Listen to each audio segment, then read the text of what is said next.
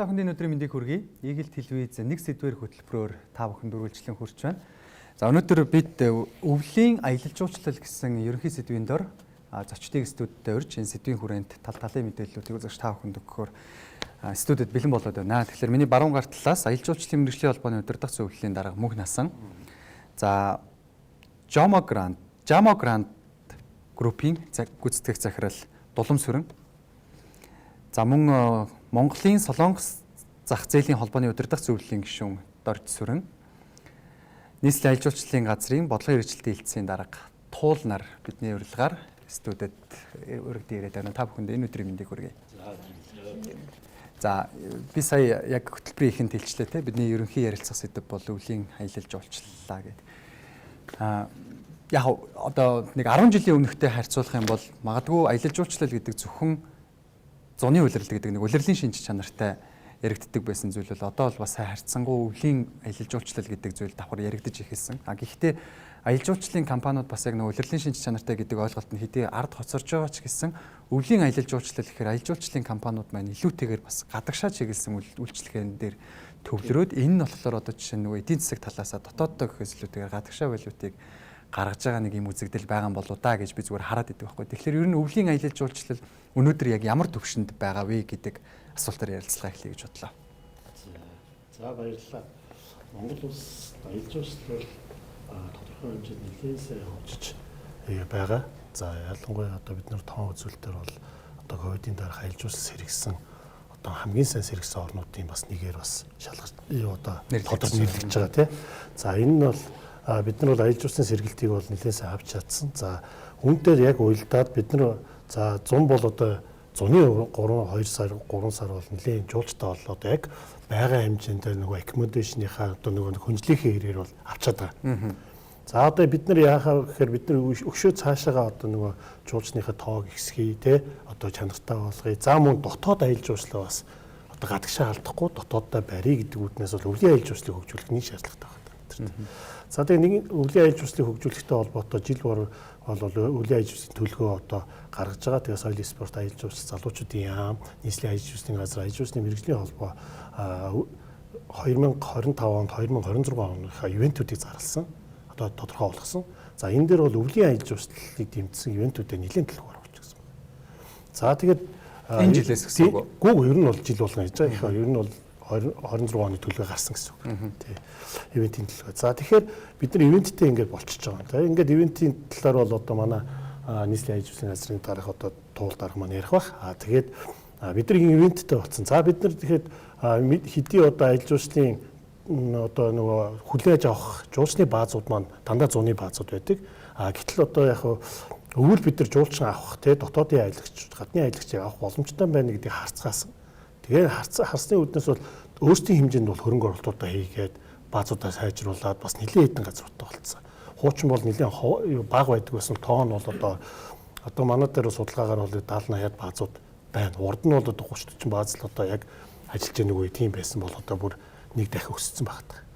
Тэгэхдээ энэ нь бол одоо ирээдүйд улам их сайн одоо хөгжих ёстой, хөрөнгө оруулалт хийх ёстой, төрөөс дэмжлэг авах ёстой. Тэр нь бол мэдээж зээл дэмжлэг авах ёстой. Тэгээд төрөөс одоо үзүүлж байгаа зээл тусламж бол одоо батлагдсан сая бол 2 их 80-ийн 6% зээл маань үндсэндээ батлагдсан. За энэ дээр бол одоо жуулчны бааз уу одоо энэ байршил хөгжлөнд чиглэсэн хөрөнгө оруулалтыг дэмжих гэдэг одоо тодмор ороод өгсөн байна. За ингээд байршил хөгжлөний газрууд нь бий болчихж байгаа. За тэгэнгүүт дараа нь бол одоо за байршил хөгжлөний газар байна, ивент нь тодорхой байна. Одоо тур оператор компаниуд маань яах вэ? Тур оператор компаниуд маань өвлийн үйлдвэрлэлд яг хаанаа нь очиход зохимжтой вэ гэдэг нэгэн хөтөлбөртэй болж байгаа. Нэг одоо компани өөр хөтөлбөр зарлаад нөгөө компани өөр хөтөлбөр зарлахгүйгээр нэгдсэн нэг хөтөлбөртэй. За тэрний бол тод жишээ нь бол одоо энэ Солонгос салбар холбооны маань одоо энэ Мокта гэдэг холбооны маань одоо бүх компаниуд үзэсгэлэнтэй нэг хөтөлбөр одоо нэг юугаар бүгдээр жигдэрч орсон баг. Өвлийн аялал жуулчлалын дэмжинд бол. За ингээд онгоцсон одоо хүмүүс тур оператор компаниуд маань ирэх болчлоо гэж бодоход дараа нь одоо хамгийн том одоо асуудал юу гэхээр энэ транспорт одоо энэ жуулчин тээврийн асуудлууд, дотоод тээврийн асуудлууд хамгийн их. Яагаад гэвэл одоо бид нэр дотоод нислэгээ тавиулах хэрэгтэй. Нөгөө нэг зорж байгаа чиглэлтэй тий. За тэгээд ингээд тэр чиглэлд нь одоо нислэг нь байх, одоо тэр хүн тээврийнх нь одоо тэр дотоод аялал жуулчлалыг дэмжсэн тэр одоо тээврийн систем нь ажилладаг байх тийм. Ингээд ийм системүүд нь ажиллаж иж ингээд цогцоороо ажиллаж иж өнөөдөр өвлийн аялал жуулчлалыг дэмжих том цогц хөтөлбөр болж хувирах хэрэгтэй. Тэгээ яг энэ бүгдийг бол ингээд тус-тусдаа манай энд оролцож байгаа талууд манаас яриад явах одоо нэ Дулаан сүрэн маань бол яг агаарын тээвэртэй холбоотой асуудлыг бол яриад явна. Тэгээд манай Богтой холбооноос төвөр оператор талаасаа бол яах вэ гэдэг ингээд яриад явна. Тий. Тэгээд ер нь бол бид нар ингээд нэгдсэн одоо байдлаар зохион байгуулалтаа яаж бүгдээр нэг зүгт харж ээж өнөөдөр ингэж яг энэ өвлийн аялал жуулчлал гэдэг юм хөгжүүлж яагаад гэвэл Скандинавын орн за тэгээ ингээд Оросын хэсэг энэ өвөл болдог хотууд яагаад тийм гоё хөгжөөд байна те одоо Казахстаны өвлийг одоо хүмүүс их үзэх гэж одоо очдөг болсон байна. Тэнд өвлийн аялал жуулчлал зориулж маш их тийм бүтээн байгуулалт хийсэн байна. Одоо тэр том одоо цанийн баазуудыг бий болгосон байна те. Тэгээ нүүдэлчин өвөл гэж ингэж гаргаж ирсэн хөтөлбөр гаргаж ирсэн байна те. Гэх мэтлэн бид нар яг энэтэй адилхан одоо бас энэ илүү чиглэж байгаа. Мөн тэгээ маркетинг зар сурталчилгааны асуудал ч гэсэн энэ дээр бас тодомроо гарч ирнэ гэсэн үг. Тэгэхдээ ерөн зүгээр яг ингээд өвлийн аялал жуулчлалыг хөгжүүлэх талаасаа гэх юм бол мэдээж тэр чинь яг нэг одоо ивентүүд гэж байна шүү дээ. Таны хэлж байгаачлан. За тэгэнгүүт бид нар яг энэ ивент гэдэг юмыг яриад юу нэг хичнээн жил болж байгаа вэ. Тэгээд ер нь яг энэ өвлийн аялал жуулчлал гэдэг юм дээр жуулчдын тоо ингээд жилээс жил заах жижигэн баг багаар нэмэгдээл явж байгаа бах тий. Яг зуныхтайгаа адилхан төвшөнд ингээд өвлийн аялал жуулчлал гэхэлэр яг дэлхийн нийтээр аваад үзэх юм бол цас үзээгүй одоо хичнээнж улсын хичнээнж иргэж байдیں۔ Тэр хүмүүстэй ингээд зориулсан ямар нэгэн ивентийг зохион байгуулах тухай бол ер нь бол нэлээд удаан яригдчихэж байгаа шүү дээ. Тэгэхээр энэ ер нь яг хэдий хэр хугацаанд яригдах ёстой сэдв бэ? Одоо жишээ нь зүгээр яг энгийн бид нар хөрш орнуудтайгаа зүгээр харьцуулаад үзье л да. Тэгээ жишээ нь одоо Манжуур хайлаарч гэдэг юм уу эдгээр улсуудад өвлийн аялал жуулчлал гэдэг жуулчдаа татахын тулд мөсөөр бараг хот байгуулчих жишээ нь ингээд байгаад байгаа. Гэтэл биднэрт нөөц болцоо байна уу байна. Бүх зүйл тэгээд яг аялал жуулчлал гэхлээр зөвхөн орон нутаг руу нэг зориулагдсан нэг хэдхэн тооны мөсний баярч гэдэг юм, тэмээний баярч гэдэг юм. Яг нэг ийм л зүйлүүд дээр одоо ингээ хомигдчихад байгаа болов уу гэж анзаараад байдаг байхгүй. Тийм. Одоо тэгэхээр туул арман одоо энэ яг ивенттэй холбоотой нийслэлээс одоо бас тий. За ерөнхийдөө яг энэ нөгөө ивентүүдийн чиглэлээр ярих юм бол яг одоо нийслэл Улаанбаатар хотын хэмжээнд гэх юм бол нийтдээ жилдээ 16-аас 17 ивент арга хэмжээг одоо яг тогтмол зохион байгуулагддаг. Өвлийн улиралд уу? Өвөл болоод зуны улиралд нэгдсэн байдлаар гэсэн үг. Өвлийн улиралд гэх юм бол нийтдээ нэг 3-аас 4 ивент арга хэмжээг одоо тогтмол зохион байгуулад явагдаж байна. Хамгийн улаан хугацаанд зохион байгуулагдаж байгаа ивент арга хэмжээ бол Бүрэгдийн баяр буюу одоо 20 дахь жилдээ зохион байгуулагдаж байна гэсэн үг. Тэгэхээр ивент арга хэмжээ маань өөрөө олон жилийн туршдаа яригадаад энэ маань өөрөө нөгөө олон улсад бас брэнд болоод танигдаад явж байгаа учраас арга хэмжээ маань бас ингээд доктортой байгаад байгаагийн гол зарчмын болов гэж харж байна. Үүнийгээ тулгуурлаад бас энэ брэнд болсон ивентүүд дээр маань гаднаас маш олон төрлийн одоо зочид төлөөлөгч нар ирж оролцдог. Энэ жил гэхэд одоо бид нар Бүрэгдийн баярыг дэлхийн Бүрэгдийн баяр болгон зохион байгуулахаар төлөвлөөд Унграас, Америкаас, Францаас энтергээд ер нь маш олон улсаас бас энэ төлөөллөд ирж оролцох боломжтой байгаа. Энэ ивент арга хэмжээнүүд маань өөрсдөө нэг төрлийн бүтээгдэхүүн болохоос гадна бас одоо нөгөө маркетинг сурталчилгааны төрлийн маш том юм брэнд бүтээгдэхүүн бас болж чаддаг.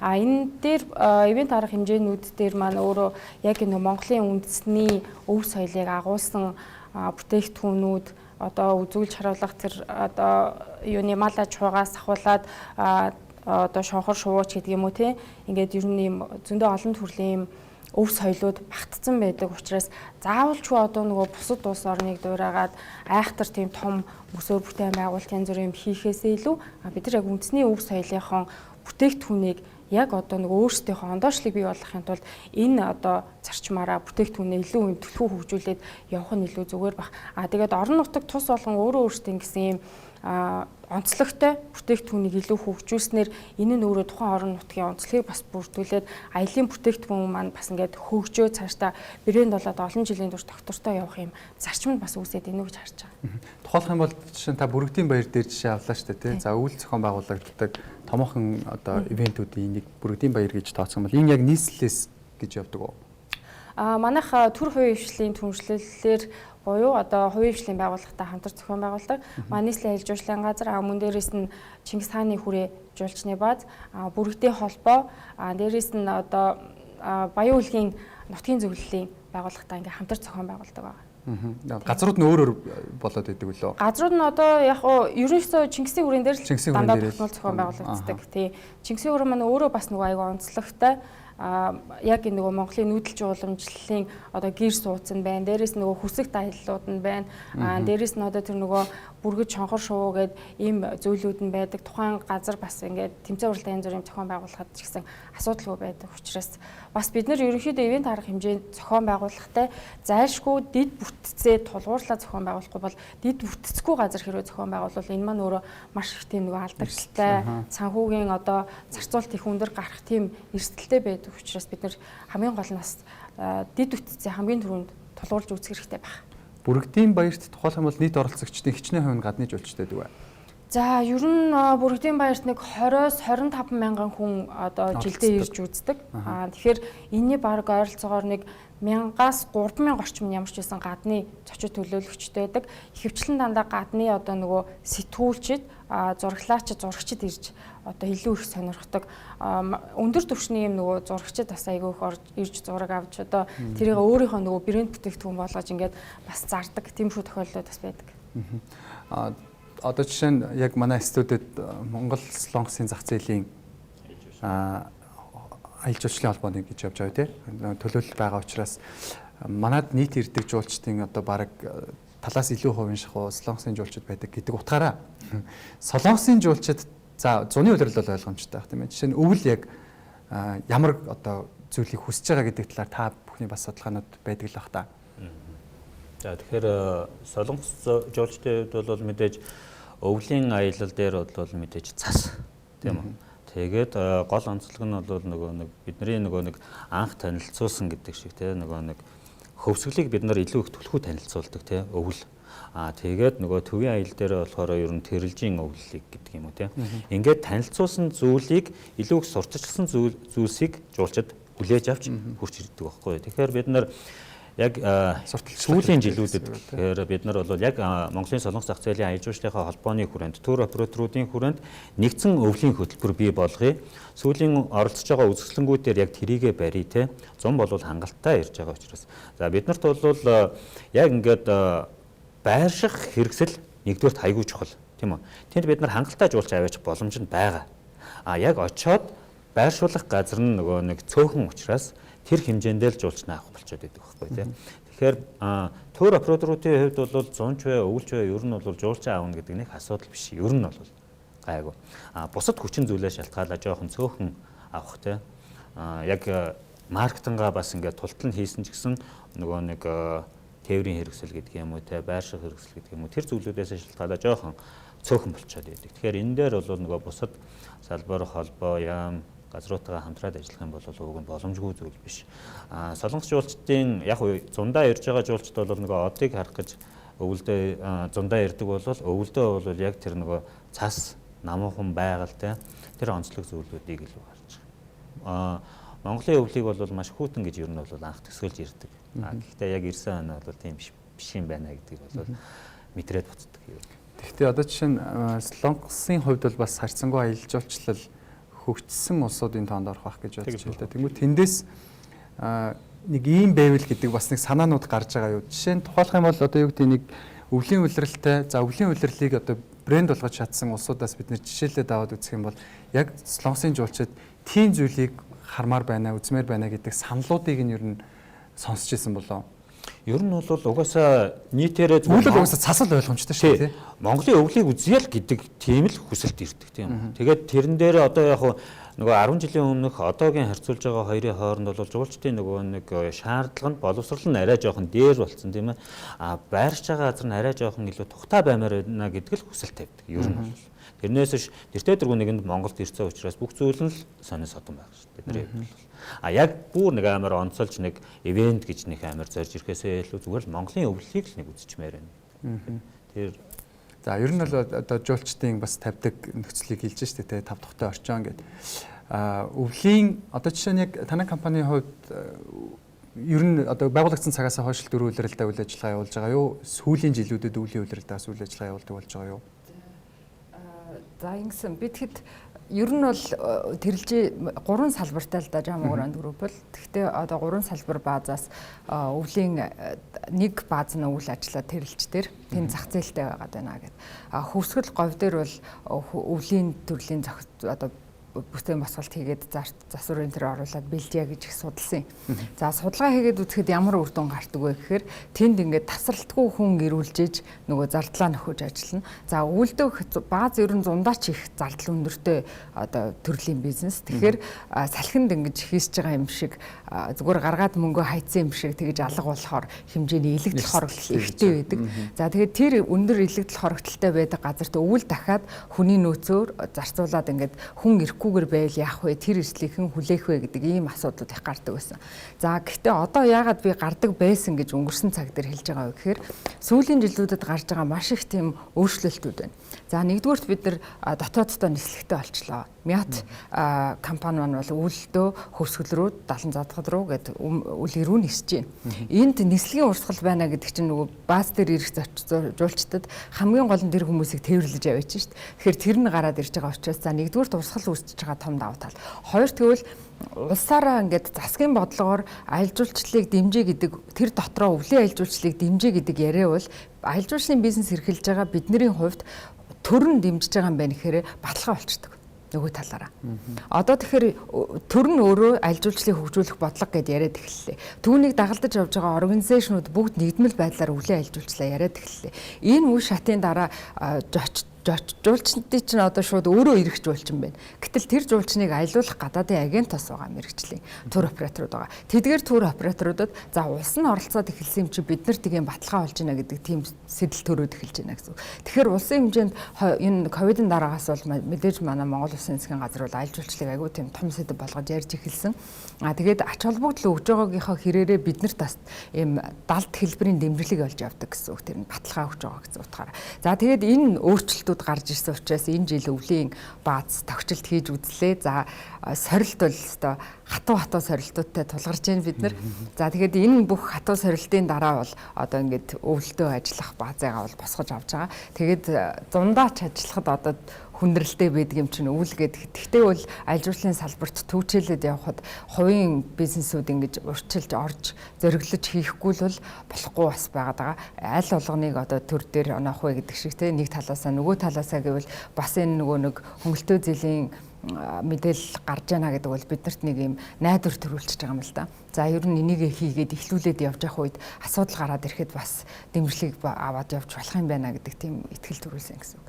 За би намайг би аялал жуулчлалын мэргэжлийн холбоон дээр дэд бүтц цахим шилжилтийн чиг үүргийн хорвон дээр ажилладаг. Агарын тээвэр хариуцж ажилладаг. Тэгэхээр энд нөгөө энэ аялал жуулчлалын мэргэжлийн холбооны удирдах зөвлөлтөөр байгаа гишүүд бол бүгдөө ингээд хувийн бизнестэй хүмүүс л байгаа л та. Гэхдээ одоо агарын тээврийн чиглэлээр голдуу яриулах гэж өгнөрсөн байх гэж бодоод байна. Тийм учраас агарын тээвэрлэг ярьчих уу.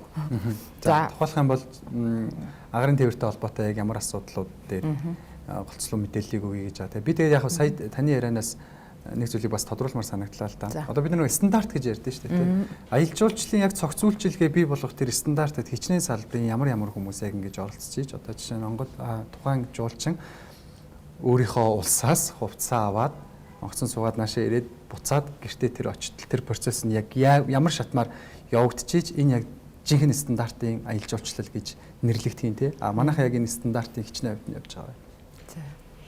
За тааруулах бай. Ер нь бол Монгол Улсын шатар сайтын хүрээнд бол стандартын тухай хууль батлагдаж байгаа. Тийм. За энэтэй холбоотой ээжүүсийн стандарт шинжилт явуулж байгаа. За бид нар бол ямар ч шинээр стандартуудаа боловсрох үйл ажиллагаанд бүгдэнд нь оролцоод шинээр батлагдах тэр процессыг хийгээд одоо батлуулаад явуулсан. Одоо тэр маань батлагтаа гараад ирэх юм бол тэр шинэ стандартаар явна гэсэн. Тэрэнд нь юу байх вэ гэхээр жуулчин өөрөө ирээд онгоцны буудлаас буугаад тур оператор компаниуд яаж ажиллах вэ? За тур оператор компаниудаас гадна хойроо ирж байгаа жуулчдыг яаж оруулах вэ? За ороод ирсэн жуулчд дээр зочдлууд яаж ажиллах вэ? За зочдлын стандарт байна. За дээрэс нь одоо хамгийн том нь манай Монгол улсад бол зочдлууд гэхээс илүү нөгөө жуулчны баазууд маань одоо хамгийн том стандартуудыг одоо өөртөө шингээж явж байгаа.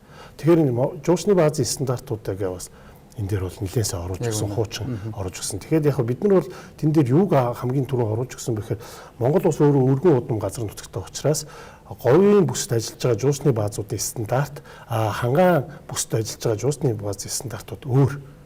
Нэг стандартыг явж ирэх боломж байхгүй. Байгаль цагуураас шалтгаална. Бүх юмс шалтгаалж байгаа.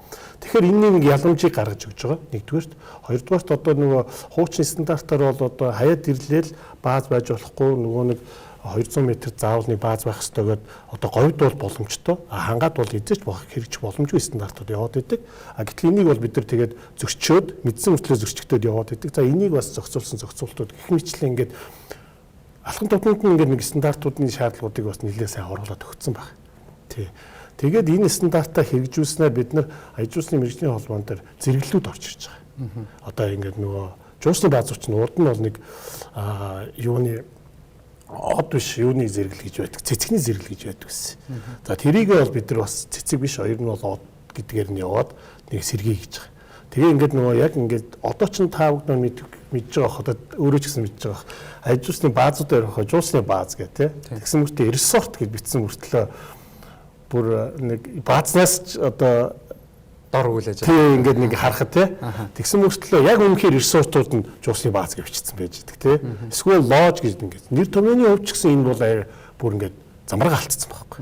Тэгэхээр энэ бүгдийг цэгцэлжээж өнөөдөр тухайн жуулчин өөрөө ингээд Airbnb-с ч юм уу тий ингээд юунаас ингээд өөрөө хуваараа бий дагаад эсвэл тур оператор компаниуд маш ойлгомжтой одоо ресорт юм уу тий одоо хийх гэрээний үн өөр тийм ээ. Тэр чинь мэдээж одоо лакшери тийм байгаа шүү дээ. Тэгээд яг жуусны стандартаар үйлчлүүлж жуусны баазууд нь яах юм, ложууд нь яах юм те. Ингээд бүх юм ингээд одоо уулын стандарт нь оруулах гал одоо бид нар бас ажиллаж байгаа. Тэр энийг бас ер нь тодруулсан зүйл байх гэж бодож байна. Одоо тэр нэршлүүд байдаг шүү дээ. Одоо бид нар чинь нэг ширхэг хоёр ширхэг байшин босч хотхон гэ нэрлэлцдэг. Тэр шиг энэ resort lodge гэдэг чинь бас мэдээж олон улсынхаа нэршлэр бол тодорхой тавигдах одоо яг таны хэлж байгаа одтой гэдэг шиг стандартаар байдаг баг. Тэгээ энэ нэршлүүдийг ер нь хаанаас одоо тэр зөвшөөрлийг энэ одоо шалгалт стандартыг нь хангуулж ийж олгох юм бэ? Гэхдээ одоогийн байдлаар за яг үнийг хэлэхэд танах ресорт шүү тий танах одоо лодж шүү танах амралтын газар шүү танах жуулчны бааз шүү гэсэн яг одоо оноос нь нэрийг өгдөг газар байхгүй. Ерөөсөө байхгүй Монголд. Энэ чи яг одоо яг нэр томьёоны нэршлэр за одоо бид нөгөө стандарт нөгөө нэг юугаар одоо зэрэгэл тогтооно шүү дээ. Энэ дээр харин одоо танах яг энэ зэрэглэлийн танаа одоо яг ингэ юу чинь ийм ресортын хэмжээний юм байна шүү гэдгийг одоо зөвлөмж өгөх нь шүү дээ. Танах бол одоо яг цаашдаа бол яг ресортын чиглэлээр үйл. Танах бол яг цэвэр жуучны бааз. Одоо бүр ингээд жуусны стандартын дагуу үйл ажиллагаа явуулдаг ингээд бүх юм жуусны баазын стандарт танаад байна. Одоо л тийм ер нь бол Монгол улсын хэмжээнд бол одоо нэг 5 давхраас дээш бариад давал таавар гэж жишээ нийл асуудал чинь одоо манай салбарт ч байна бүх салбарт л байгаа байхгүй. Тэгэхээр энэ нэр томьёоны асуудал дээр ч гэсэн бид нар цэгцэлж авахгүй бол гадныхан ирээд толгой нэргээд байхгүй. Ер нь бол жуусны бааз гэдэг үг өөрөө бас их сонир асуудалтай үг шүү дээ. Турист бааз гэдэг нөгөө нэг орс нэршлэр явцсан. Тэгэхээр энэ бол одоо яг жуулчанд үйлчлэх газар байхгүй. Тэгэхээр одоо олон улсын нэр томьёонд чинь бол хотел, ротел, ийн те одоо юу гэдэг нь ботеллээ те.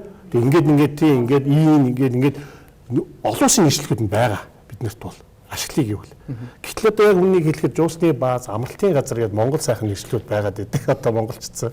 Тэгэхээр одоо энэнийхээ ялгааг нийтүүлээ гаргаж авна. Тэгээд үнэхээр танах бол яалтчгүй л одоо 3 хоттой зэрэглэлийн одоо хүлээж авдаг газар байна. Таны бол одоо нэршлэл бол одоо яалтчгүй ресортын хэмжээнд одоо гадны орноор бол одоо Монгол улсад ресортын хэмжээнд байна гэдгийг л одоо гаргаж тогтоолгын одоо стандарт өдөр гаргаад авцсан. Одоо зэрэглэлийн журмаа бас батлуулаад авсан. Одоо тэгэхээр хизэнээс хэрэгжих бай. Одоо бид нар энэ зунаас эхлээд энэ ажил байгаа. Одоо тэгэхээр нөгөө resort нэртэй баазын үйлчилгээ үзүүлдэг тэр газруудыг яана гэсэн үг үү? Бид нар стандарт юу оруулах гэсэн үг. Яг зөв асуудал бид нар хөтөлбөр дээр За говийн одоо нэг цагаан суурх гэдэг газар байлаа гэж бодъё тийм үү. Тэгмэд бүгд нөгөө жуулчны бааз гэдэг дарга бүгдээрээ нэрлэлсэн тийм. Яг очихоор нөгөө нэг бид нар ч гэсэн нөгөө эхэндээ бас нөгөө бааз л гэдэг байгаа шүү дээ тийм үү. Тэнгүүд яг нөгөө баазынхаа стандартад хүрэхгүй жуулчнд бид нар хэлэхдээ тэрийг одоо гест гэх үү, бааз гэх үү тэ айгу эвгүй. Анх гэрээ ихтэй бол бааз гэж гэрээ бид нартай хийгээд байдаг тийм. Тэгээ яг жуулчндаа бид нар за энэ бол турист камп гэдэг бид нар өөрсдийнхөө ойлголтоороо тэр баазын нэршлээс үл хамааран өөрсдийнхөө бид нарт тэрийг тайлбарладаг хөтөлбөр дээр. За энэ бол баазын статустад ихтэй ер нь яг нөгөө нэг яг энэ зүйл нь байгаа шүү, энэ байхгүй шүү гэдгийг анханаас нь хэлэхгүй бол тэд нар айгүй өндөр хүлээлттэй очичдаг тийм. Лодж гэдэг ойлголтоороо ч юм уу тийм, resort гэдэг ойлголтоороо очичдаг. Тэгсэн чинь нөгөөх нь яг тэр нөгөө тухайн улсынх нь тийм солонгостой харьцуулах юм бол шал өөр юм байгаад байдаг тийм. Тэгэхээр энийг нь анханаас нь зөв тайлбарлахгүй болдоггүй асуудал. Тэгэхээр яг хуулиараа бол энийг нөгөө нэг стандартыг бий болгож байгаа нь сайн хэрэг. Одоо яг мөрдөгдөж байгаа стандарт маань өөрөө маш олон жил болцсон байгаа. 2007 одоо жишээлбэл MNS 5738 2007 буюу Димбуудлын стандарт байж байна. Гэвч нэг 2007 зочдуудлынх нь 2009 жуулчны бааз амралтын газруудынх нь бас адилхан сая хамгийн сүүлд 19 онд бас шинээр батлагдсан байх жишээний ингээд стандартууд маань ерөнхийдөө дандаа ингээд хуучирсан. Бүр өмнөх одоо оны нэлээд бүр бас нэлээд хөгшин стандарт болсон байхгүй. Тэгэхээр энийг бид нар одоо дэлхийн жишгт хүргэж үйлчлэгээгээ чанарын маш өндөр түвшинд хүргэж юм дэлхийн жишгт үзүүлэх үйлчлэгээгээ бид нар хүргэхийн тулд яах ёстой вэ гэхээр хамгийн түрүүнд яг одоо энэ одны зэрэглэлийн сая шинэ журам маань батлагдлаа. Тэгээ үүнийгээ дагаад стандартууд маань ч гэсэн шинжлэгдээд явна. Энэний үндсэн дээр одоо үйлчлэгээний чанар одоо энэ оноох нэрч байдаг юм уу те эдрэн ч гэсэн улам дээшлээд яг одоо юм үндсэн онолттой юм нэрсүүд дээр очиод явах болов гэж бодож байна. Яг энэ стандартууд дээр бас асуудал. Одоо мөрдөгдөж байгаа стандарт нь хуучнах гэдэг шүү дээ тий. За мэдээж тэр стандартаараа л бодвол одоо тэрэлжид үйл ажиллагаа явуулж байгаа нэг жуулчны бааз одоо үйлчлэгээ үйл ажиллагаа явуулах зөвшөөрөл авсан байж таарж байгаа. За тэгэнгүүт ингээд ягаад ч бид нар жуулчны бааз гэх тэгэнгүүт нэг гэр тэгэл нэг ийм 5 юм уу 4 ор нэг ширээтэй нэг л ийм зүйлийг төсөөлдөг байлаа шүү дээ. Одоо тэгтээ ер нь бол тийм ойлголт харьцангуй гайгүй үстэй. Энэ бол цэвэр одоо тухайн үйл ажиллагаа явуулж байгаа байгууллагын хариуцлагатай холбоотой асуудал болж байгаа үстэй. Дүү талаас стандарт чинь тухайн бизнесээ өөртөө оруулж байгаа хөрөнгө оруулалт байхгүй. Одоо хэрвээ бид нар анханасаа тухайн гэрээ барья. Гэрээ барихтаа 3 оттой буудлын стандартыг барья. За номер 1 зүйл гэрийн гэрлийг асаахад дотор нь 2 төвшин 3 төвшинтэй гэрэл асаая. Орныхоо хажуу талаас асаадаг бай.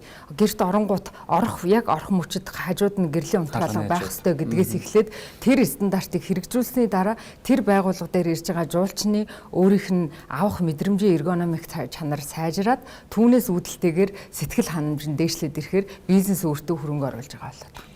Тэгэхээр стандарт бол бас яг нэг ингээд улс хэрэгжүүлээд шахаад тулгашдаг зүйл биш байхгүй. Аваад хийх тусмаа тэр байгууллага өөртөө урт хугацаанд хэрэгтэй хөрөнгө оруулалтаа зөв хийж чадж байгаа гэсэн. Тэгэхээр стандартыг гараад ирлээ. Мөрдүүлэх, шалгах, хянах гэдэг талаас нь л маш их яриад байдаг. Яг тийм биш. Энэ байгууллага өөрөө санаачлал болгоод тэр стандартаа хэрэгжүүлээд хийгээд мөрдөөд явчихаар өөртөө өрсөлдөх чадвараараа илүү гараад авчна. Хамгийн гол нь стандарт хуучирсан байгаа гэдэг энэ чинь яагаад асуудал болж байна вэ гэхээр хуучин стандартын дагуу хийгээд хөрөнгө оруулалт хийхэр чинь алдах гад байна гэсэн үг болж байгаа байхгүй юу? Үйлчлүүлэгчээ. Ажилтны салбарт угаасаа хурд аягүй чухал тийм үү? Жилээс жилд нөгөө жуулчдын нөгөө нэг хүсэл сонирхол шаардлага өндөр болж байгаа. Тэр яг тэрнтэй адилхан хотод ч гэсэн зоч буудлын стандарт 5 одтой гэдэг хэдэн жилийн өмнө өгсөн тийм үү? Тэгээд тэр 5 жилийн дараа гэхэд тэр 5 одныхоо зэрэгэлд хүрэх билүү тийм. Тэгэхээр энийг нөгөө хурдтайгаар ер нь бол тухайн цаг үед нь өөрчилж явахгүй бол ер нь бол болохгүй. Асар их хурд хэрэгтэй. Тэгээ бидний нөгөө нэг хэлээд байгаа нь ажилчны тухай хуулиас нэрлэгдсэн тоглолт ажилчны мэргэжлийн холбоогоор нөгөө нэг зэрэглэлийг тогтоолгох тийм журам байгаа. Тэгэхээр ингээд ажилчны зэрэглэл өөрөө яг түрүүний хэлний 5 жилийн дотор 3 жилийн дотор ингээд апдейтлэгдэж нөгөө газраа одоо зэрэглэлийн дахиж одоо ингэж яахгүй дахиад нөгөө нэг хуучин хэвлэг орох хэв маяг руу орох гэдэг. Гэхдээ хэдий бизнесийн зарчим дээр энэ нь бол өөрөө бизнесмен хүн өөрийнхөө юмд хөрөнгө оруулж тэ одоо оруулах тусмал авах өгөөж нь ирэх өгөөж нь илүү байгаад гэдэг энэ бол бизнесийн зарчим явж байгаа учраас энэ Монголын аялал жуулчлалд явж байгаа энэ стандарт ингээд нийтээрээ масаараа ингээд аятайхан дээшлээд байгаа байхгүй юу. Жишээлбэл одоо та бүхэнд хэлэхэд одоогоос нэг 5 саяхан шүү дээ одоогоос 5 6 жилийн өмнө бол дотроо нойлтой гэр гэдэг бол хэдхэн баазтал байдаг л асуудал байсан шүү дээ. Одоо бол ер нь дотроо нойлтой баазгүй бол ер нь та ирээдүйд жуулчаа авахд хүндрэлтэй болж эхэлж байгаа. Тэгэхээр дотроо нойлтой болохыг тулд нөгөө жуулчны бааз маань хөрөнгө оруулагч маань одоо нөгөө бизнес эрхлэгч маань хийхгүй л болохгүй. Тэр нь ямар нэгэн одоо улсаас өгж байгаа стандарт биш, заавал болох гэсэн стандарт биш. Гэхдээ л хийчихэж байгаа. Энэ бол ингээ хийгээ явж байна. Дээрлэлт нь байгаа учраас. Яг хөө мэдээж үйл ажиллагаа үйлчилгээ сайжирч байгаагийнхаа хэрээр тодорхой хэмжээний бас нөгөө нэг үйлчлүүлэгчдийн сэтгэл ханамжинд нийцсэн үйлчлэгийг хүргэхийн тулд тодорхой хэмжээний бас нөгөө нэг одоо төлбөр нь бас тэр хэрээр ингээд нэмэгдээд явж байгаа шүү дээ. Тэгэнгүүт одоо жишээ нэг юм яриага ялангуяа өвлийн үйлрэлд асар ихээр гардаг болсон. Би ялангуяа бас хин Долоомсрын сахилаас сумаар байна л да. Тэрэлжид 7 хонсон, Фукогт 7 хонсон, Хайнанд 7 хонсон үнэн нь яг адилхан байгаад байна гэдэг юм яригддээ шүү дээ. За энэ өвлийн аялал жуулчлал гээд яг холбоотой асуудал зүгээр зунтаагач биш. Энэ яаж байгаа гэхээр масс жуулчин буюу нийт тухайн улсад ирж байгаа жуулчны тоо өндөр байх тусмаа байршуулах хэрэгслийн үн хямд байна. Фукогт очиж байгаа жуулчдын тоо нь одоо 60 саяар Вьетнамч 60 саяар хэмжигдэн шүү дээ.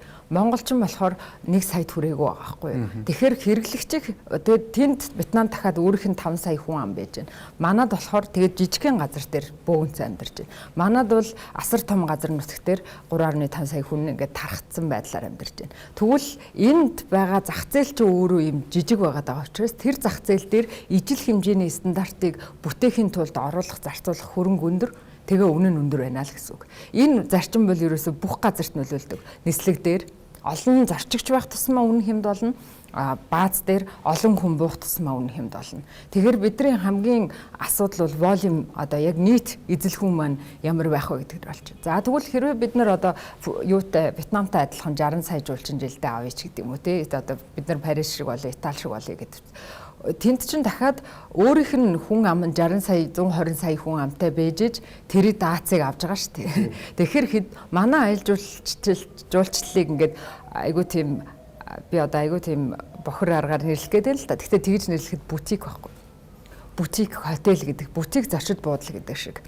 Цөөн тооны нийш зах зээлийн тэр хэсэг одоо юм сонин содон газрыг үзэж ирэлхийлэх хүсэлтэй тэрнийхээ төлөө мөнгө төлөх боломжтой тийм хүмүүст зориулсан энэ зах зээл байхгүй бол бид нар бол ингэж сая хэдэн саяар нь авчираад овоолдог тэр газрын хүн амаараач тийм биш зах зээлээрч тийм биш болоод байгаа гэсэн үг байна.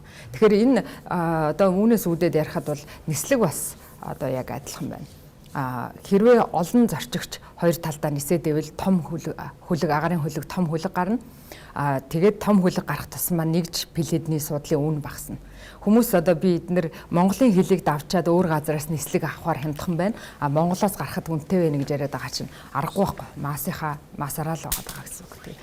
Гэхдээ хамгийн чухал зүйл бол нислэг дээр ерөөсөө л эхлүүлэх. Бид нар 2023 онд Мят орон нутагт нисч эхэлсэн. За тэр ковидын дараах зогсолтын дараа гэсэн үгтэй түүнээс өмнө орон нутагт нис манай Iron Mongolia Хүннү Ирланд тэр бол нисчихсэн эзнес ч бас дээр үед нислэгтэй байсан. Тэгтээ Мят орж ирсэн. За ингээд энэ нислэг гарч ирээд одоо 68 судал байна л да бид нарт хуучин нэг 48 судалтай гэдгсэн. Одоо 68 судалтай боллоо. 7 хоногт 2 удаа нисэж гин өвөлтөө. За тэгвэл 68 чинь нэг талаасаа явж байгаа 68 7 өдрийн 2 тагоо нэг 130 гаруй судал байна гэсэн. Энэ 130 судал тэгээд газраар очиход маш эрсдэлтэй учраас энэ жуулчинд л бааз үйлчлэх гэдэг байгаа байхгүй. Энэ 130-д л. Тэгэхээр 130 хүн дээр нэгж хүн дээр оногдох зардал ямар байх вэ гэдэгт бодох хэрэгтэй болж. За олон улсын нислэг бас адилхан наашаага бид нар манай юу вэ? Boeing маань энэ бол том онгоц. Бусд нь жижиг байгаа даа. Одоо бусад орнуудынхтай харьцуулахаар. Тэгэхээр энэ жижиг гэхээр 130-тай 190-тэй 98 судалтай ийм онгоцууд яваад шүү дээ. Энэгээр чи 98 хүн л ирэх гээд байна. 98 хүн чинь энэ хідэн бааз руугаа хэд тарах уу гэхээр дахиад болохгүй болчиход байгаа зү. Тэгэхээр ийм одоо нөгөө уялдаа холбоо байгаа дахаар тоо нь ер нь бол яг уу тоо маань бол их өсөж байгаа. Бид нар энэ 2025 онд 2 сая дахь зорчигчийг Чингис хааны эсхийг онгоцны буудлын дээр авч ирсэн бол энэ жил ингээ 2.5 сая руу төхөөд бараг дуусчих шиг боллоо сая сүүлийн статистикээр. Тэгэхээр урсгал зорчигч урсгал нэмэгдэж байгаа. За зорчигч урсгалыг бас одоо харж байхад нийтийн нөгөө мэдээлэл хэрэгслийг харж байхад нислэгээр ингээд бүгдээрээ гараад байна гэж яриад байна. Энэ муу байна гэж яриад байна. За мэдээж яг үдийд эдийн засгт шууд байдлаар нөлөөлж байгаа нь бол муу. Гэхдээ шууд бус байдлаараа сайн. Ягаад гэвэл нислэг аль нэг талаасаа эхлэх ёстой. Эхлэхгүй байна гэдэг чинь бүр хамгийн том асуудал. Бид нар өвлийн аялал жуулчлалыг олон жил ярихдаа нислэгээ эхлүүлэхгүй байгаад байсан байна. Тэгвэл одоо энд ямар үйл явц гарч байгаа хөр манай одоо Мят Төвк маань нөгөө улсын төрийн өмчт компани гэсэн утгаараа түүчилж байгаа Таиландын нислэгийг эхлүүллээ. Таиландаас цаатлаас нь Таиланд жуулчид Монголд ирж ирсэн үеэхгүй байсан эхлээд бид нар л яваад байсан. Одоо яаж нэ ирж байгаа? Одоо бол урсгал нь маш тогтвортой өндөр. Тэн цаанаасаа Вьетнамч ялгаагүй. Өвөл Вьетнамчууд ихэрж байгаа. Өсгөл рүү явж байгаа. За тэгэхээр эн чинь үүнийг бид нар эхлээд тэр улсад очиж хүй хай гэд өөрсдөө тэнд аялж явах явцдаа тухайн улсад хүмүүсээ сурталчилж гин давхар буцаад тэндээс нөгөө нэг талын урсгал нь гараад ирэхэд онгоцны нислэгийн компанич тэр тур операторч тэр сул зардлыг хоосон байлгахыг хүсэхгүй хамтраад ажиллаад эхэлж байгаа. За одоо энэ суудлыг дүүрэхийн тулд юу хийх вэ гэд. Тэгээд тэр дээр хамтраад ажиллаад эхлэмэгц цаанаасаа урсгал нь үсээд одоо наашаа ингээд өвлийн аялал жуулчлалын тоо өсөөд байна гэдгийн цаана ерөөсөө л нислэг дээр суудал дүүргэлт арга хэмжээ авч байгаа дэр байж байгаа. Тэгэхээр энэ ингээд их олон талын уялдаатай хамтын ажиллагааны зүгээс гардаг. Тийм учраас одоо бол Солонгосын зах зээл дээр компаниуд нь маш гоё нэгдэж чадсан байгаа. Бүгдээрээ энэ өвлийн аялал жуулчлалын дээр нэг компанид ажил явуулж байна. Бусад зах зээлийг маань энэ хэдээсээ суралцаад, туршлага судлаад за яг ингэж орох юм бэ гэж эхэлж байна. Баазууд маань хоорондоо бас туршлагаа судалж, сонирхож ярьж эхэлж байна. Хамгийн чухал зүйл бол салбарт байгаа бүх төрлийн оролцогч нар нэгдэж өвлийн аялал жуулчлалын төлөө явах л байгаа. Гэхдээ энийг бол хэн эхэлдэг вэ? Хэн эхэлж манлайлах хэрэгтэй вэ гэхээр мэдээж нөгөө байгаа холбоо эсвэл манлайлна төрд байгаа одоо удирдах байгаа хүн манлайлна гэсэн. Тэнд байгаа удирдах байгаа сайд хүн одоо манлайлахтаа өвлийн аялал жуулчлалын ач тусыг ярьж эхлэх тэр мөчөөс эхлээд ажил эхэлдэг гэдгийг л. Та одоо жишээ нь яг аялал жуулчлалын салбарт хичнээн жил ажиллаж байгаа бай. За одоо 22-23 жил болж байна. 23 жил үү тий. Яг ингээд энэ 23 жилийн хугацаанд ингээд замлын чинь бас асар урт хугацаа шүү дээ тий. За яг ингээд нөгөө нэг хөгжих за хөгжлийнх нь одоо үеийн яг мэдээж энэ нөгөө цаг хугацаа явах тусам л тэртээ нийгмийн хэрэгцээгээр л ингээд хөгжил явж байна. Гэтэ энэ 23 жилийн хугацаа гэдэг бол Монголд аялал жуулчлалын хувьд бол бас асар их хугацаа хэрнээсээ бид нар яг аялал жуулчлалын үйлчилгээч гэдэг юм эсвэл яг аялал жуулчлал гэдэг талаасаа бол тийм хангалттай сайн төвшөнд байж чадж байгаа юу? За одоо би болохоор ковидын өмнөх ковидын дараах гэж боомаар 2 цаг үетэй болсон. Тийм 2 цаг үетэй болсон. Ягаад тэгэхээр цар тахлын өмнөх хэсэг бол их органик байдлаар явж исэн. Органик гэхээр яг одоо тэр байгалийнхаа хуулиар гэсэн үг те. Цөөн хідэн оролцогчтой тэд нар ингээд ийм одоо яг нөөц бололцооныхоо хүрээндээ явдаг байдлаар. Цар тахлын дараа яасан бэ гэхээр яг энэ одоо дэмжлэгүүд нэмэгдээд хууль өөрчлөгдөөд 23 оны 5 сард штэ шинэ хуультай болсон. Хууль өөрчлөгдөх сайн хууль гараад ирэхэд бол салбарт асар том эргэлт хийж байгаа байхгүй. Тэгэхээр энэ хууль өөртөө гараад ирэх үед бол нөгөө хуулиа дагаад байгууллага энд нэгдэхгүй байсан бүх хүмүүсийг ингээд хуулиараа нэгтгэж байгаа. Нэгдээд ирэхэр чинь хамтраад ярихаар чи одоо бид оржоотой хамтраад ярина гэхэр чи бид хоёр ярьдгүй байсан ба штэ. Одоо яриад эхлэхэд л шийдлүүд гарч ирээд ирж. Тэгэхээр миний хувьд бол энэ их юм өргөн цар хүрээний тесрэлт бол цар тахлын дараа энэ хуучин замлаа бодоод үзэх. За гэхдээ өөрчлөгдөөгүй зүйл бас байгаа. Өөрчлөгдөөгүй зүйл юу вэ гэхээр бидний жуулчдыг татаж наашаа авчрах тэр одоо үнэт зүйл манай өв соёлыг гадагшаа брэнд болгож харагдуулах тэр зүйл маань өөрчлөгдөөгүй. Энэ бол мэдээж Монголын зэрлэг онгон байгаль, тэнд байгаа байгалийн өв соёлууд хамгийн гол нь түүнийг баяжуулж амьдруулагч хүний мөн чанар, Монгол хүний мөн чанар. Төрөний нөгөө нэг тэрэлжийн үн Вьетнамын үн гэж ярьжтэй. Тэгээд тэрэн дээр нэг нэмээд юм хэлмээр санагдаад. Энэ бол яг хөө ер нь бол зах зээлийн хууль гэдэг юм уу, эрэлт нийлүүлэлтийн хуулиар болдгол зүйл. Өнөөдөр бид нар яг энэ аялал жуулчлалын салбарт том хөрөнгө оруулалт байж иж ер нь бол илүүтэйгээр хөгжинэ. Дээрээс нь тэр тэрэлжид үнэтэй байлаа гэд тэнд нөгөө цөөхөн байгаад байна тийм үү? Ажиллаж байгаа баазууд нь өвөл яалтчгүй. Өвөл ажиллахдаа тэр цөөхөн баазуудын зардал үнэхээр өндөр. Тэр тогны зардал, дулааны зардал тийм үү? Тэгээд очиж байгаа хүмүүсийн тоо бас цөөхөн байгаад байна гэж магадгүй тийм. Дотоодын аялагчдын хувьд бол бас үнэтэй туснаа яалтчгүй.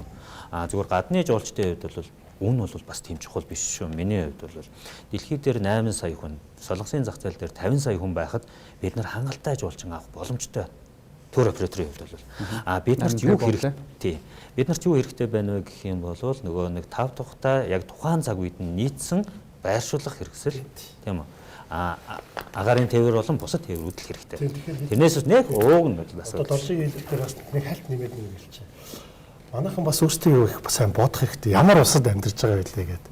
Монгол улсын өнөөдөр Улаанбаатар дэлхийн 280 улсаас хамгийн хүйтэн нийслэлтэй хот байхгүй.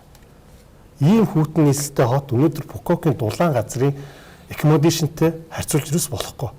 Яагаад гэвэл тентхийн зочд буудал дулаан хэрэглээ байхгүй. Хямд өртгөөр босдог. Маш хямд өртгөөр босдог. Маш одоо барилгын орж байгаа орцсон материалууд нэ. Гэтэл ямар ч дид бүтцгүй одоо төвийн шугам байхгүй газар хөвсгөлд ар хангаад өмнө говьд тэрэлжид ресорт барьж идэв. Тэр ресорт барьж байгаа мөнгөөр магадгүй тэр дулаан хооронд маш том юм барьж болно. Тэг хэдийгч барьж болно. Ингэхээр хүн хөрөнгө оруулагч хүн хөрөнгө оруулалтаа нөхөх ёстой. Тэр хүн одоо боёны байгууллага хийгээгүй л учраас тэгэхээр тэр тухайн хүн зах зээлийн эрэлтэлийг хөвлөхөр үнийг тогтоож л байгаа байхгүй. Тэгээд гэхдээ бас би хүмүүст бас энийг дахиад нэг хэлж байна. Тэр өөхөн хідэн одоо хүн авч ингэж үйл ажиллагаа явуулж байгаа. Жишээ нь яг жуулчид гэдэг чинь зөвхөн гадны хүмүүс биш шүү дээ. Биш шүү. Би ч гэсэн одоо нэгсэндээ жуулчин болно шүү. Тэгэхээр би тэнцээ ингээд очиод одоо үнэтэй газар нэгдүгээрт нөгөө нэг өртөг бол угаасаа яаж ч чадсан өндөртэй байгаа. Тэнцээ дид үтц байхгүй газар халааж ин халуус гоожулж ин гэл ингээл тэгэл хоол цагаас суулаад зөндөл юмнууд байгаа ш. Тэнгүүд тийшээгээ ингээд нөгөө нэг үнэтэй байна гэдэг, үнэтэй хүн зүйтэй байдаг гэдэг хугтгуунаар биш. Зүгээр магадгүй дундажлаад олон хүмүүс авбал байж болдгоо хувилбар юм уу гэдэг байна. Одоо ийм шүү. 2 сард биш тэ өвөл хөвсгөл дээр манайх захиалга жуулчин өгөө гэхэд байгаа хэдэн баазанд дүүрсэн шүү. Одоо. Тийм үү? Дотоодын аялагчид бас нэлээд байгаа. Хөвсгөлийн жарганд гол гээд одоо сүүлийн үед айгүйх ярьдаг болсон тийм үү? Тийшээгээ явах дотоодын аялагчид ихсээд би гаднаас авчрах жуулчнаа байршуулахад 2 сар захиалга дүүрчээд байна. Одоо би тэр жуулчнаа явах бай. Дахиад өөр маршрут санал болгохоос өөр аргагүй. Жуулчны сэтгэл зүйч нь бас нэг сонио. Одоо энэ жил гадаад зах зээл дээр ажиллаж байгаа компаниуд бас сонир байдалд орсон. Нодлон бол одоо гадагшаа явж байгаа монгол жуулчд бол их байсан. Одоо энэ жилийн статистик үнэ багассан баг. Багассан гэж. Багассан. За нэгдүгээр, хоёрдугаар бид нар жуулчин гэхэд таны хэлдэг яаж зөв. Бид нар зөвхөн гадны жуулчин яриад байгаа. Үгүй байхгүй. Ер нь бол аливаа жуулчин хөгжсөн улс орн дотоодынхаа аялал жуулчлалыг маш сайн хөгжүүлж чадсан улс орн л аялал жуулчлалд тоглогч байж чаддаг байхгүй. Тэгэхээр аялал жуулчлал дээр бол дотоодын аялал жуулчлалыг маш сайн дэмжих хэрэгтэй. Бүр маш сайн дэмжих хэрэгтэй. Тэгэхээр таны хэлдэг зөв. Заавал үнэтэй газар ихгүй. Мэдээж тэр чинь зах зээлээрээ зарчмаар одоо таа ч гэсэн очиод заавал үнэтэйдэнд орохгүй наан бас арай дундаж үнэтэй газар байгаа шүү дээ. Ороод ингээд яахгүй зах зээл дээр байгаа байхгүй тэр бүтээгдэхүүн. Гэтэл монгол хүн бол ялгаа нэг хүн нөгөө нэг үйлчлэгээ 5 тухыг л одоо эрэлхийлдэг учраас л үтэл нэг үүж очиод байгаа байхгүй. Гэтэл наан бол ингээд байгаа. Одоо би бүр жишээлбэл би одоо бас аяж уус дээр 26 жил ажиллаж байна. Бүр ингээд accommodations ихэлсэн. Тэгэхээр одоо жуучны баазаас ихэлсэн. Одоо хөвсгөлд одоо манай одоо бааз байгаа. Тэгэхээр тэр бааз ихтэл одоо 25 жил ажиллаж байна. Тэгэхээр 25 жил ажиллаж байгаа тэр бааз өнөөдөр энэ олон жилийнхээ үе давхарыг одоо давахын тулд зах зээлийн шуурганд унчихгүй тулд маш их юм хийсэн. Давтал хийгээд яваад байгаа. Тэгэхэд яг адилхан бид нар ингээ хийгээ явж байхад үнэхээр хөвсгөлд дээд зэрэглэлийн газарч байна, дунд газарч байна, бүр ингээ лоу костын газар байна. Тэр нь үйл яг адилхан. Үнэтэй газрууд нь ч өвлө ажиллаж байна. Ажиллаж эхэлж байна. Дунд газрууд ч гэсэн бид нар чи яага болдгоо ингээд ажиллаж байна. За бүр лоу костыг ч бас одоо хатгалын төв дээр ч юм ингээд ажиллаад эхэлж байгаа байхгүй. Яагаад тэгэхээр түрүү хэлдэ жаргалтын гол гэдэг бол жаргалтын гол бол үнэхээр том аттракшн болж хувирсан сүүлийн жилүүдэд. Одоо өнөөдөр ихэд би тусгай хамгаалалтын газар нутгийн дарааг одоо төмөрс үг хахтаа би уцаар сая яаш явах хүн бас ярьлаа л да. За юу болж байна наад чинь гээд. Одоо нутаг одоо юу болж байна гэсэн чинь. Үнэхээр ихсэн байна. 12 сарын 25-наас эхлээл урсгал нэмэгдсэн байна. Тасрахгүй бүр шинэ оноо хүртэл гаргасан байна нийт. Тэгэхээр тэнцвэрний бааз байд юм уу те? Яг энэ тухай ярих гэдэг. Тийм. Тэгэхээр одоо өдөртөө 40-оос дээдлэн 100 машин ирсэн байна. 108 машин ирсэн байна. Машин тоглоход. Тэгэхээр асар их урсгал нэмэгдсэн. Урд нь бол тэнд зориглоод жаргалууд гээд ресорт баригдсан. Одоо тэнд бол люкс ангиллын. Тэн дээр бол одоо тэдний захиалга бол одоо бид нар өвөл одоо тур операторууд авахд хоорондоо өстой зодуутай. Гэтэл яг тэр нь өөрөө ингээд их байгаа учраас одоо яасан бэ гэсэн чинь төмөрсөх ах өөрөө тэгж байна. Манай энэ зочдуудлаас их юм болсон одоо гэсэн. Баригдаад эхэллээ. Яагаад гэвэл тэд нар зундаач бас жуулж аваад гэсэн. Ирэлтөө. Одоо бошлоо хаад тэгээд тэнд одоо айгуу гоё. Одоо зуны жаргалтныг олч гэсэн бас их гоё. Тэгэхээр ингээд яагаад гэвэл тэнд одоо attraction байгаа учраас хүмүүсийн эрэлтний их байгаад байгаа учраас л тэнд одоо эрэлтээд байгаад одоо яриад байгаа тэр байшуулах үйлчлэгийн газрууд тэнд баригдаад эхэлж байгаа. Энэ аялал жуулчлал гэдэг өөрөө бас их тийм асар өргөн хүрээтэй сэдв. Уул нь бол бид нар өнгөний аялал жуулчлал ярьсан ч одоо хадуураар ярьж эхэлж байсан. Энийг сони өмнө үнэтэй газрууд нь төрүүлж дүүрдэн шүү. Тийм бол. Тэгээд ингээд бодоод үзэхээр бас гайхалтай тийм. Тэгэхээр бидний зүгээс ерөнхийдөө бас энэ нөгөө дотоодын аялал жуулчлалыг нэмэгдүүлэх чиглэлээр винтер сейл буюу энэ өвлийн хямдралтай аяллыг бас эхлүүлсэн явж байгаа. Энэ аяллыг бол бас одоо 3-4 дахь жилдээ зохион байгуулж байна. Энд ерөнхийдөө одоо нөгөө Улаанбаатар хот ч гэлтгүй одоо орон нутгуудад үйл ажиллагаа явуулж байгаа амралтын газар, жуулчны бааз, одоо зочдууд бол ямар чиглэлээр үйл ажиллагаа явуулж байна. Одоо хүүхдийн амралтын үе бас эхэлсэн байгаа. Тэгэхээр энэ хүүхдийн амралтын үед зориулсан одоо цирк ч гэдэг юм уу те. Иймэрхүү юм хөөрхөн дотоодын аялал жуулчлалыг бас хөгжүүлэх юм боломжийн жижигхэн хэмжээний хөтөлбөр ийм одоо аягуудыг шатараатаар зохион байгуулад эхэлсэн байгаа учраас бас дотоодын аялал маань харьцангуйс гайгүй бас хөгжиж байна. Би бас яг одоо нөгөө нэг хэдүүлээ анханасаа ярилцахтаа өвлөө аялал жуулчлал гэдэг ерөнхий сэдвэн дээр яриагаа эхлүүлсэн учраас бас яг энийг тодруулъя гэж бодсон юм да. Жишээ нь за бид нар 100 бол ерөнхийдөө хангалттай авчихсан байгаа. Үзэгчд бол резортууд нь хүрэлцгүй хэмжээнд хүртэлжүүлчихна авч чадчихна. Үйл бол харах чадахгүй байна гэж шүү дээ. За энэ юутай холбогдож байгаа гэхэл мэдээж цаг ууртай холбогдож байгаа. За тэгээ үйл ажиллагаа явуулж байгаа бас нөгөө аялал жуулчлалын компаниудын үйлчлэгээтэй бас давхар холбогдож иж магадгүй. Гэхдээ өвөл аялал жуулчдыг татахад тэр татах хөшүүрэг нь ивент юм уу өөр зүйл юм уу? Ер нь бол бүх зүйл байж болно. Тухайн яг одоо манай Монголын уур амьсгал тий одоо сайхан нөгөө цагаан цас байна тий хөвсөйсөн сайхан яг одоо natural цас гэж хэлж болно. Одоо тэрнээс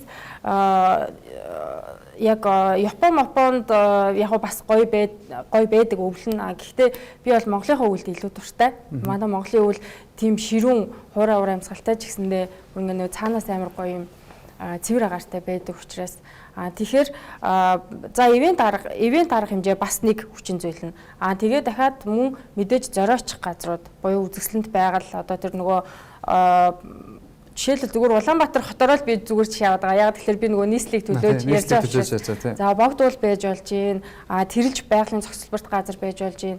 Гихчийн юм зөндөө олон зорио очих газрууд бас байгаа. Дээрээс нь бэлгэд одоо хүнүүгэн язгууртны буршны бас тогтчлтын ажил хийгдсэн. Тийшээ бас ингээд гэр бүлэрээ сайхан очиод агаарлаад ингээд суухад хүүхдүүдээ салхилуулаад суухад бас тийм сайхан агаартай гоё юм тогтчлттай газар байна гихчээний. Ер нь бас юм зорио очих газруудыг ингээд шатараатаагаар нэмэгдүүлээд явж байгаа. Ер нь улсаас болон нийслэлээс.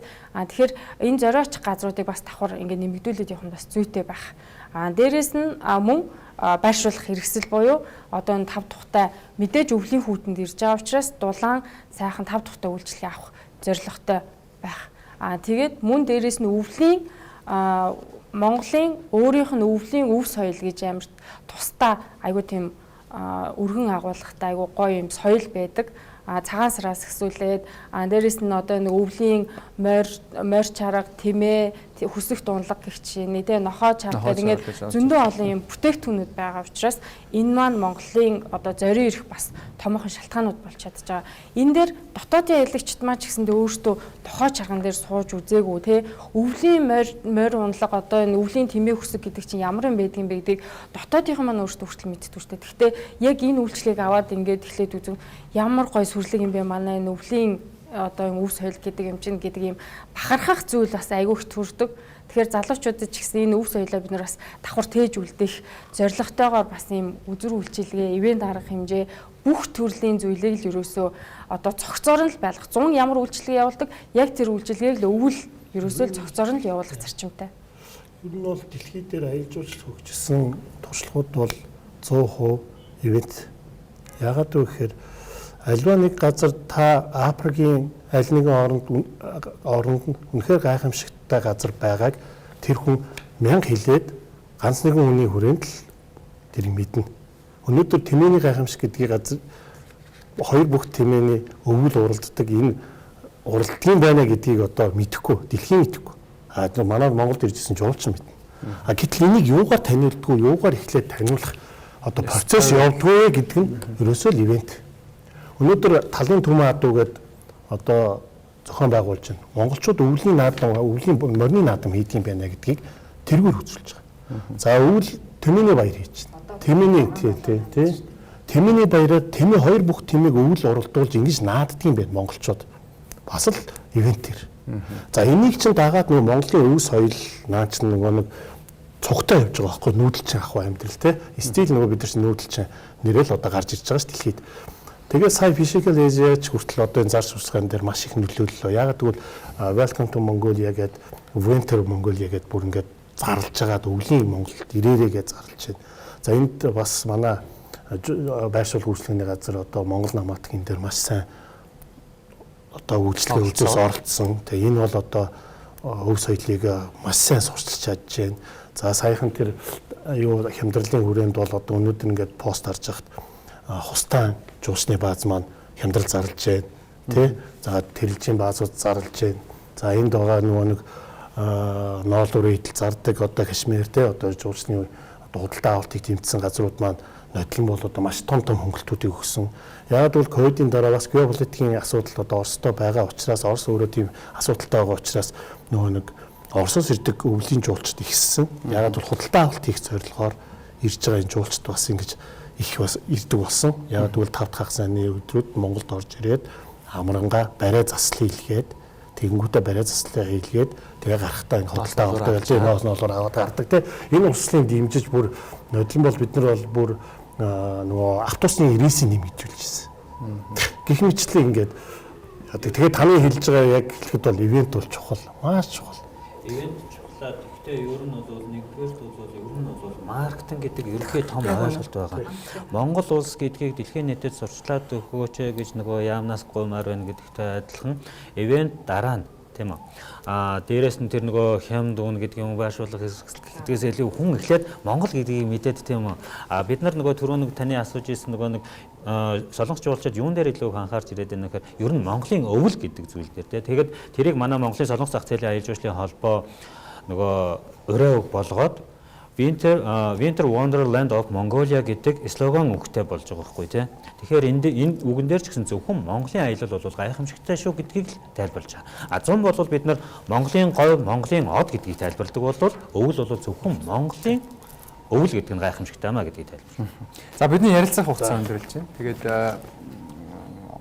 дахиад ч олон зүйлийг асууж тодруулмаар өөрөө нөгөө нэг хөгжиж байгаа одоо салбар гэдэг утгаараа одоо ер нь бол хин Доломсрын захирлын хэлсэнчлэн ер нь бол үйл ажиллагаа явуулж байгаа болон төр хувийн хөвшлүүд одоо яг ингэж нэгдэж байна гэдэг ерөнхий ойлголт хамгийн чухал байсан баг тийм үү. Тэгэхээр яг нөгөө ковидын өмнөх ковидын дараах гэдэг ялцгүй ковидын дараанаас аялал жуулчлал гэдэг илүү хүчтэй болж байгаа. Одоо болохоор бид хууль эрх зүйн орчинд нь салбар болгоны төлөөллийг оруулаад өөрсдийн гэсэн одоо зохицуулалт саналуудаа оруулчихсан. Цаашдаа бол бодоо олгоно л гэж байгаа юм байна гэж ойлголоо. Тэгээ бидний урилгыг хүлээн авч бид яг үнэ бүгд нэг зүг рүү харж чаддаг байна гэдэг нь хамгийн чухал тийм үү.